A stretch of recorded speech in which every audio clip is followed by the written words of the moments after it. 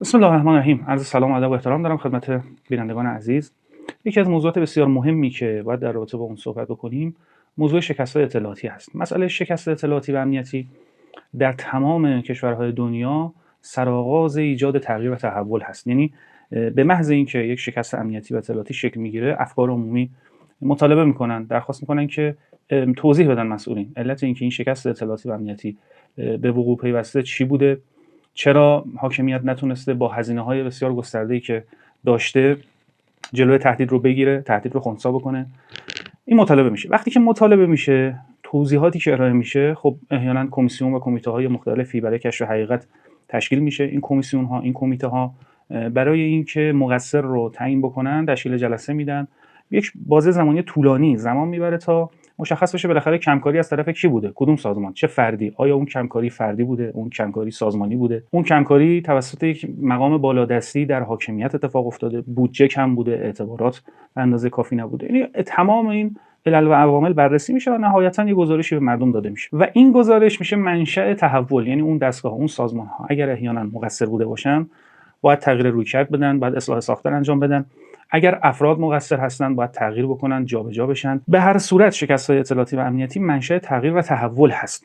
اما باید دقیق بشه. یعنی اینکه یک فردی مثلا موجه، مثلا یک فرد حزب اللهی که مورد وثوق نظامه، میاد یهو مصاحبه میکنه توی خبرگزاری و اصلا این مسئله است که چرا یک فرد بسیجی، یک فرد حزب اللهی به ظاهر که حالا عموم ما مثلا شاید ایشون رو بشناسیم، میاد با یه مثلا خبرگزاری اصلاح طلب که تکلیفش مشخصه، یعنی جز سیاه نمایی، جز اینکه مدام داره تلقین میکنه که ما داریم شکست میخوریم، ما ضعیفیم، ما مثلا اشتباه کردیم، ملامت میکنه نظام رو، میره مثلا با یه خبرگزاری این مدلی مصاحبه میکنه و میگه که جنگ 12 روزه شکست مطلق اطلاعاتی، امنیتی و حفاظتی برای جمهوری اسلامی بوده.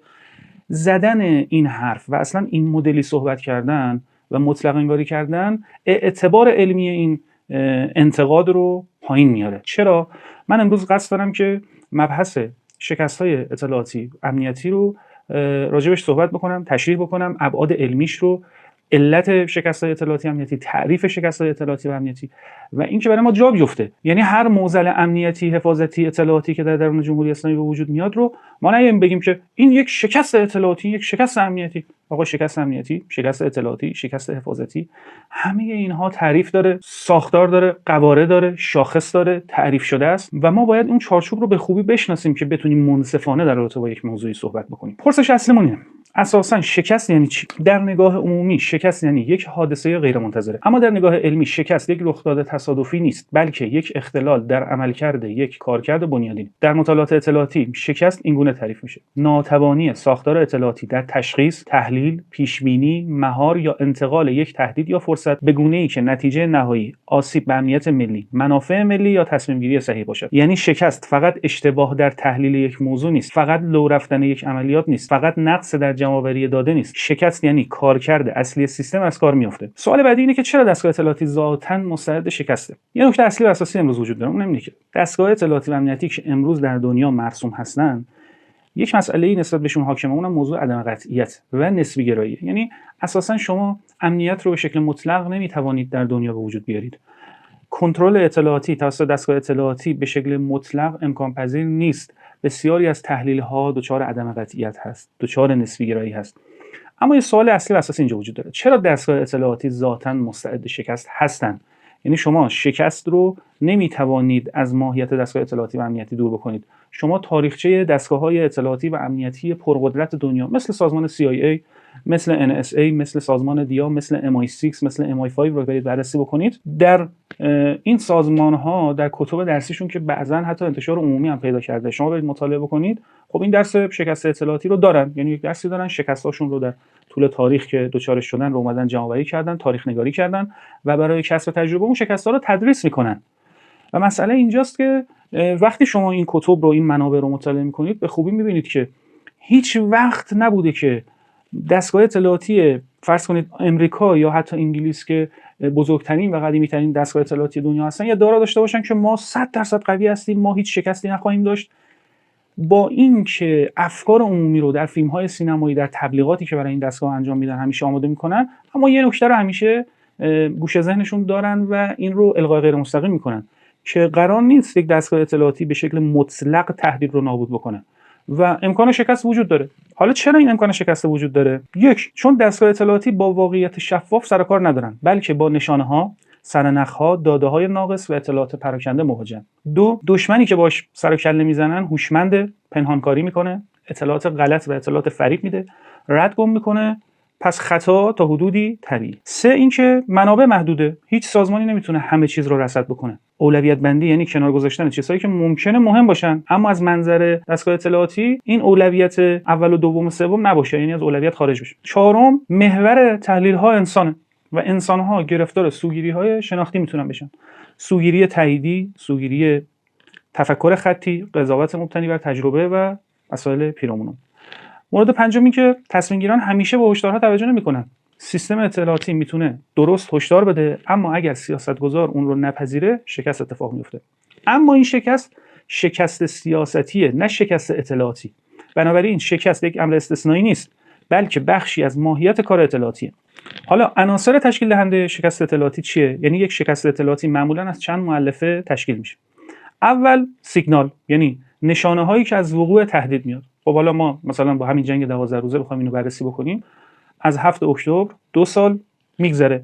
تو این 2 سال سیگنال که هیچ ابر سیگنال هایی برای ما وجود داشت که ما احتمالاً با رژیم صهیونیستی وارد جنگ میشیم، یعنی برای کسی این پوشیده نبود. دو، پارازیت، یعنی اطلاعات زائد، غلط یا بسیار زیاد که مانع تشخیص سیگنال بشه. یعنی اساساً شما نتوانی تهدید رو بفهمی، یعنی تا اینجا این شامل حال ما نمیشه، ما تهدید رو فهمیده بودیم. مسئله سوم، تفسیر، جایی که تحلیلگر باید سیگنال ها رو درست بفهمد، یعنی تهدید رو به خوبی بشناسه. حالا اینکه مثلا یک مدیری میاد میگه که ما تصور داشتیم که با اسرائیل مثلا وارد جنگ میشیم، اما اینکه امریکا و ناتو بیان پشت رژیم صهیونیستی رو مثلا اینو ما تصور نمی‌کردیم، این یعنی همون تفسیر غلط. چهارم، اقدام، جایی که سیاستگزار باید تصمیم درست و به موقع و به هنگام بگیره. 5، بازخورد، جایی که سیستم باید اشتباه رو اصلاح بکنه. وقتی یکی از این حلقه از کار میفته شکست رخ میده. اما همینجا یک نکته بسیار مهم وجود داره و اون هم مرزبندی شکست اطلاعاتی با شکست سیاستی است. یعنی شما این 5 مرحله رو ببینید: سیگنال، نشانه‌ای از وقوع تهدید; پارازیت، عاملی که باعث میشه شما نتونی تهدید رو بفهمی، متوجه بشی، یعنی خود تهدید اگه یه سیگنال داره 10 ها سیگنال غلط و اشتباه میاد، اجازه نمیده شما اون سیگنال اصلی رو دریافت کنید. تفسیر درست، نتونی تهدید رو کشف کنی و بفهمی. و اقدام به موقع، برای واکنش نسبت به تهدید شما اقدام به موقع نداشته باشی. و پنجمی هم بازخورد. هر کدوم از این مراحل اختلال درش به وجود بیاد یا ضعف در اون مرحله ما داشته باشیم، امکان وقوع شکست وجود داره. اما همش رو نمیتونیم بگیم شکست اطلاعاتی، مرز داره. یعنی یه بخشی از اختلال در این سامانه و در این چرخه شکست اطلاعاتیه، بخش دیگه شکست سیاستی هست. حالا اینو ما باید اینجا تدقیقش بکنیم. یعنی اون چیزی که ما تحت عنوان شکست اطلاعاتی یا اصطلاح اینتلیجنس فیلیر یا شکست سیاستی پالیسی فیلیر میشناسیم با هم متفاوت هستن. یعنی باید تفاوت شکست اطلاعاتی اینتلیجنس فیلیر با شکست سیاستی پالیسی فیلیر رو به خوبی تفکیک بکنیم و بشناسیم. 2 تا سوال اصلی و اساسی اینجا وجود داره: آیا دستگاه اطلاعاتی تهدید رو درست تشخیص داد و درست منتقل کرد یا اساساً از ابتدا تشخیص غلط بوده؟ ببینید این نکته است. اگر دستگاه اطلاعاتی در تشخیص، تحلیل یا هشدار ناکام بوده، این شکست اطلاعاتی. خیلی نکته رو دقت بکنید. اگر دستگاه اطلاعاتی در تشخیص، تحلیل یا هشدار ناکام بوده، این شکست اطلاعاتی. اما اگر دستگاه اطلاعاتی در تشخیص موفق بوده ولی هشدار نادیده گرفته شده باشه، این شکست سیاستی هست، یعنی پالیسی فیلیر. پس این نکته رو داشته باشیم. اگر دستگاه اطلاعاتی در تشخیص یا تحلیل یا هشدار ناکام بوده، این میشه شکست اطلاعاتی. اما اگر دستگاه اطلاعاتی در تشخیص موفق بوده ولی هشدار نادیده گرفته شده باشه، این شکست سیاستی هست. پس ببینید ما به این راحتی نمیتونیم بگیم که آقا ما شکست اطلاعاتی، امنیتی، حفاظتی و همه چیز خوردیم و این لکه ننگی در تاریخ جمهوری اسلامی. نه آقا اینجوری نیست. شما یک ذره اگر سواد و دانش استراتژیک داشته باشی، سواد مطالعات اطلاعاتی داشته باشی، بری سوابق دستگاه اطلاعاتی مهم دنیا رو ببینی، شکست‌های اونها خوردن از این چیزی که برای ما مثلا اتفاق افتاده تو این 46 سال بسیار بدتر. یعنی من کتاب دیدم از دستگاه اطلاعاتی آمریکایی‌ها که حتی کودتای 28 مردادی که امریکا علیه ایران به وجود آورده رو به عنوان شکست اطلاعاتی امنیتی خودشون میدونن. یعنی حسب ظاهر اینه که ما میگیم که خب 28 مرداد ما شکست خوردیم دیگه، در اون کشورمون کودتا اتفاق افتاده، دوباره شاهو برگردوندن، یک اقدام فراگیر توسط سرویس اطلاعاتی آمریکا و اروپا و انگلیس علیه ایران اتفاق افتاده، اما خود اونها این رو به عنوان شکست اطلاعاتی امنیتی میدونن. چی میگن؟ میگن که آقا این زمینه‌ای شد برای وقوع انقلاب اسلامی در آینده. یعنی کودتای 28 مرداد رو اینها زمینه شکل‌گیری انقلاب اسلامی میدونن و به عنوان یکی از بزرگترین شکست‌های سازمان اطلاعاتی غربی این رو معرفی میکنن. بعد شما 46-7 سال تونستی در مقابل تمام دنیا بایستی. در درون همین جنگ بسیاری از کشورهایی که مثلا دوست ما بودن، با ما صمیمی بودن، به ما کمک نکردن. یعنی ما خودمون به تنهایی در مقابل ابرقدرت‌ها ایستادیم، در مقابل امریکا ایستادیم، در مقابل رژیم ایستادیم. بعد شما میکشی زیر میز این یک شکست اطلاعاتی امنیتی بوده. بله ما ضعف داشتیم، جاهایی هم شکست اتفاق افتاده، ولی باید شکست رو در جای خودش ببینی، دستاورد رو هم در جای خودش ببینی. اگر سازمان اطلاعاتی هشدار میده احتمال عملیات تروریستی در چند روز آینده وجود داره، اما تصمیم گیر میگه نه این هشدار مثلا اغراق‌آمیزه و چند روز بعد اون عملیات اتفاق میفته، این شکست اطلاعاتی نیست، این شکست سیاستی. اگر سازمان اطلاعاتی اطلاعات کافی ارائه میده اما دستگاه سیاسی بودجه اختصاص نمیده، محدودیت قانونی وضع میکنه، هشدار رو به تأخیر میندازه یا از ملاحظات سیاسی موضوع رو کم اهمیت جلوه میده و بعد بحران رخ میده، باز هم شکست اطلاعاتی به وقوع نپیوسته بلکه یک شکست سیاستی اتفاق افتاده. این تفکیک رو ما باید در قالب این مثال به خوبی قائل باشیم. چرا تفکیک این دو شکست ضروریه؟ چند دلیل اساسی وجود داره. دلیل اول این که تشخیص ریشه درست بحران اتفاق بیفته.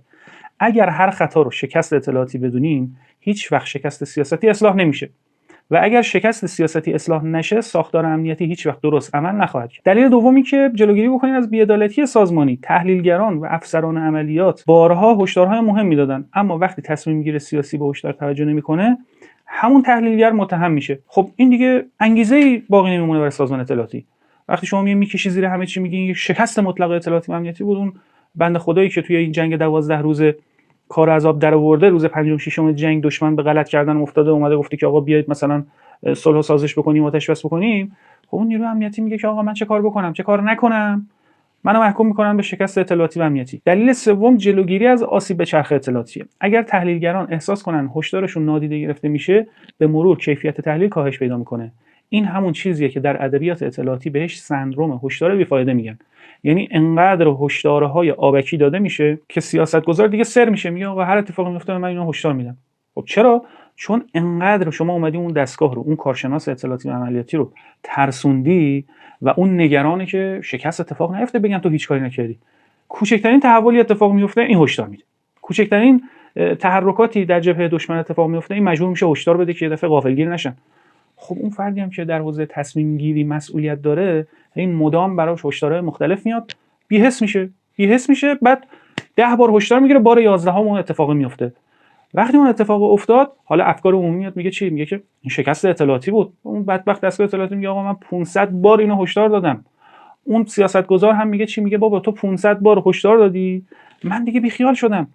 یعنی عملا شما نگاه میکنید میبینید نه هشدار دهنده مقصره، نه هشدار گیرنده که میشه اون سیاستگزار، اون تصمیم گیر.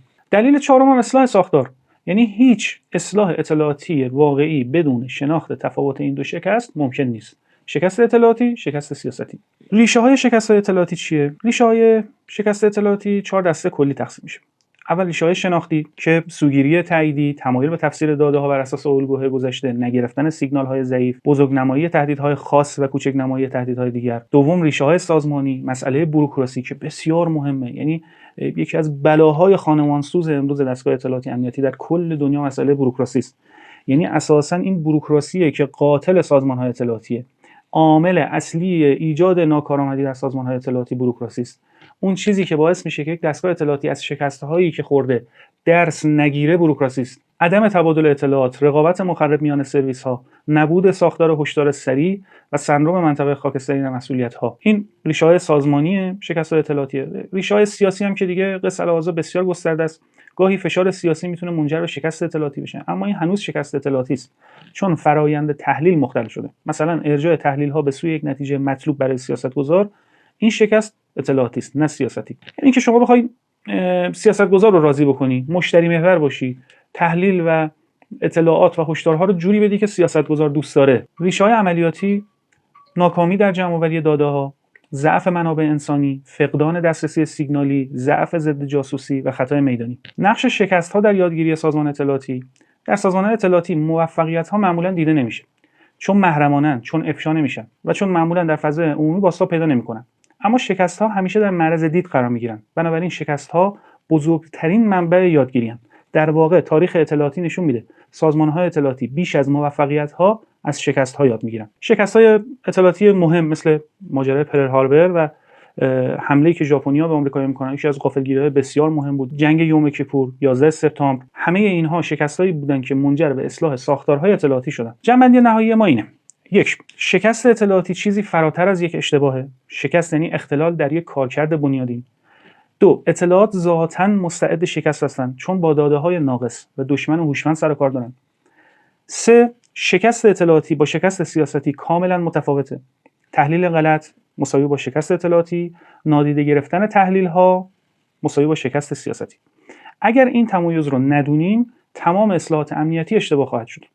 تمرکز بر شکست‌ها اساس یادگیری سازمانی است و شرط اصلاح ساختار اطلاعاتی. تا زمانی که در دستگاه‌های اطلاعاتی و امنیتی و تصمیم سازی فهم مشترکی از معنای شکست اطلاعاتی وجود نداشته باشه، هیچ اصلاح ساختاری اتفاق نمیفته. و تا زمانی که هر حادثه امنیتی رو شکست اطلاعاتی بدونیم، چشم خودمون رو روی ضعف‌های بنیادی در سطح سیاست‌گذاری می‌بندیم. پس نکته اصلی و اساسی این شد: ما باید شکست اطلاعاتی و شکست سیاستی رو تفکیک بکنیم. در درون خود شکست اطلاعاتی، یعنی اینتلیجنس فیلیر، باز انواع مختلف شکست‌ها وجود داره. علل و عوامل مختلف وجود داره. اینها رو باید بدونیم. مطلق انگاری نباید بکنیم. فضای عمومی جامعه رو باید مد نظر قرار بدیم. دستگاه امنیتی و اطلاعاتی رو نباید تضعیف کنیم. خب ما خودمون زمان گذاشتیم دیگه. ما الان عمرمون رو گذاشتیم برای اینکه طرح‌های تحولی جامعه اطلاعاتی کشور رو تهیه بکنیم، مباحث امنیتی رو بیایم به شکل علمی جلو ببریم، اما هیچ وقت نیومدیم تو فضای رسانه‌ای بگیم که آقا این یک شکست مفتضحانه بود، فلان بود. تو دل مردم نباید خالی بشه. اون فردی که میاد بی‌محابا تازش میکنه به دستگاه اطلاعاتی و امنیتی، اون دلسوز نظام نیست. اون که میاد با یک خبرگزاری اصلاح طلب مصاحبه میکنه علیه دستگاه اطلاعاتی و امنیتی و نظامی و دفاعی و اونها رو تضعیف میکنه، اون دلسوز نظام، دلسوز این دستگاه‌ها نیست. ان شاءالله موفق و مؤید باشید.